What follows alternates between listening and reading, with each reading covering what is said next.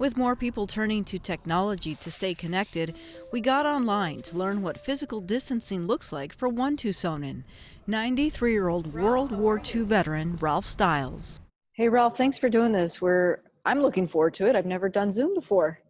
Oh, well, I'm a newcomer too. I got up a little early so we could get the thing set up.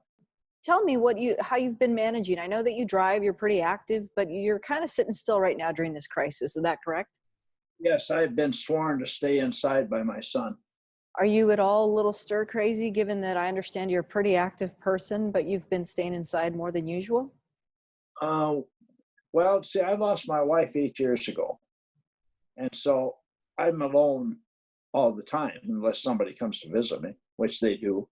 And so I am no stranger to being alone. So it hasn't been as much of a hardship on me because I found ways to entertain myself. Ralph keeps himself preoccupied in ways that many Arizonans can probably relate, from binge watching The Sopranos They got 6 or 7 seasons. to crossword puzzles My sons have kept me supplied. and frequent calls with friends. The time passes, Lorraine. I don't have much of a problem staying at home. How are you managing with groceries and things like that?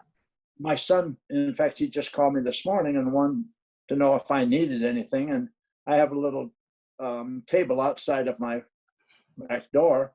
And so they just come and set the groceries down on there.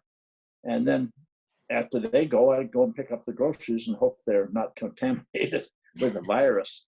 For me, logging into something like Zoom is a bit of a challenge. How have you adapted to all the technology that we've had to adjust to? That's a good question because I was in the computer business. I started out my working days in the mechanical accounting machine era with what was then the Burroughs Corporation. I'm only giving you that background because to illustrate the fact that I should be, but I'm not very computer literate. And like they say, if you want to know how to run your computer, talk to your grandkids,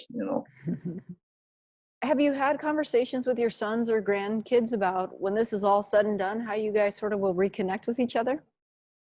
I don't see any real change coming after we get out of this emergency that we're in. Yeah.